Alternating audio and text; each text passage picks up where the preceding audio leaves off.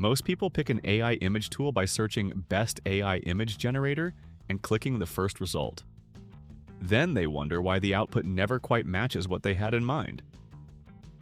The real problem is not the tool. It is that different tools are built for completely different jobs, and using the wrong one for your specific use case is always going to feel like a compromise. I tested all 5 of these properly. Here is what I actually found. Midjourney version 8 is where most people start, and for good reason. The image quality on artistic and cinematic output is still the best in this comparison. Nothing else produces the same lighting, mood, and compositional quality out of a simple prompt.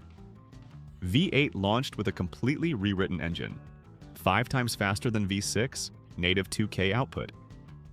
If you need images that look like they were shot by a cinematographer or painted by a concept artist, Midjourney is still the tool. But here is where most people get this completely wrong, and here is what you also need to know before you pay for it. Midjourney has no free tier at all. The cheapest plan is $10 a month and privacy. Having your generations stay private rather than visible to the whole community requires the $60 plan. There are also ongoing legal questions around training data involving major studios that have not been resolved. None of that kills the tool for personal creative work. But if you are producing content for clients or commercial projects, it is worth knowing before you build a workflow around it. For personal use and pure creative output, it is still the standard. For commercial work at scale, keep reading. Flux 2 from Black Forest Labs is the tool the AI photography community has quietly moved to, and once you see the output, you understand why. The photorealism is exceptional. Skin textures, lighting imperfections, natural poses in a way that even Midjourney does not consistently match for realistic photography. The independent benchmark site TeamDay ranked it first for photorealistic output in 2026. It is also open source under a permissive license, which means if you have a GPU with at least 12 gigabytes of VRAM, you can run it locally for free with no per-image cost and no usage limits. For teams or developers who need high-volume, realistic imagery, that is a significant cost advantage. The honest limitation? There is no polished web app where you just type and generate. Accessing it requires a platform like FL.ai or local setup with a capable GPU. API pricing is around 3 cents per image, which is very competitive, but the workflow is more complex than everything else on this list. If you are not comfortable with APIs, Flux is not your starting point. For developers and technical creators who can handle that setup, it is the strongest realism option here. But this is where things start splitting hard because the next 2 tools are built for completely different jobs than anything you have seen so far. Ideogram is the one tool in this comparison that does something none of the others do reliably. It puts readable text inside a generated image. Logos, posters, social graphics with a headline embedded, and event flyers. Ideogram handles all of these, where Midjourney produces garbled characters and Flux produces visual noise. The underlying reason is that Ideogram was built by former Google Brain researchers specifically with text rendering as a core capability rather than an afterthought. Ideogram 3.0 achieves 90% text rendering accuracy, which sounds modest until you see what the alternatives produce on the same prompt. For content creators making thumbnails with text overlay, social graphics, or any image where words need to appear inside the image itself, Ideogram is the only real option. The free tier gives you 50 generations per day, the paid plan starts at $7 a month, and the interface is genuinely simple. The limitation to know: general photorealism and artistic output are weaker than Midjourney and Flux. It wins on text and it knows it. At this point, most people choose completely wrong because they assume a generous free tier means lower quality. It does not. This one alone changes how most creators work. Leonardo AI is the most generous free tier in this entire comparison, and that alone makes it worth knowing about. 150 tokens per day on the free plan, which translates to roughly 150 standard image generations.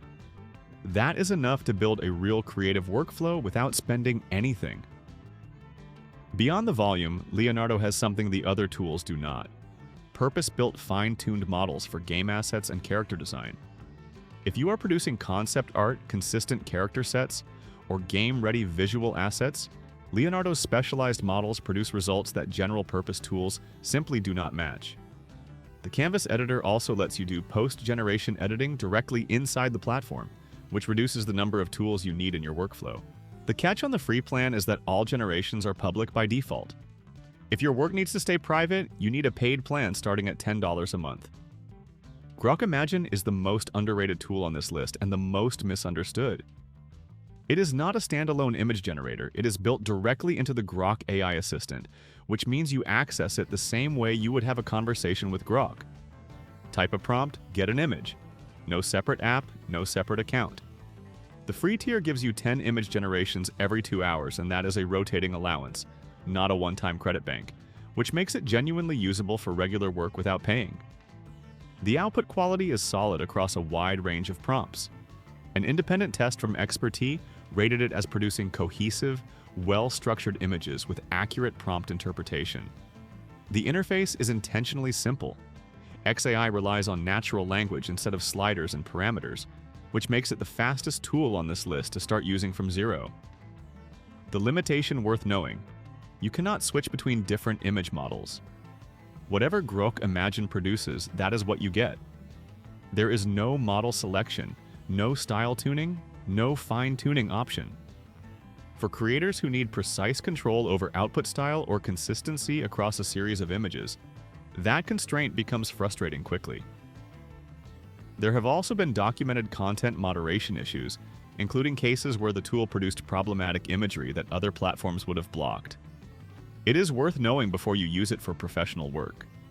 For quick, casual generation and getting started with zero cost and zero setup, it is the easiest entry point in this comparison. If you only remember one thing from this video, make it this. Here is the decision framework before the verdict.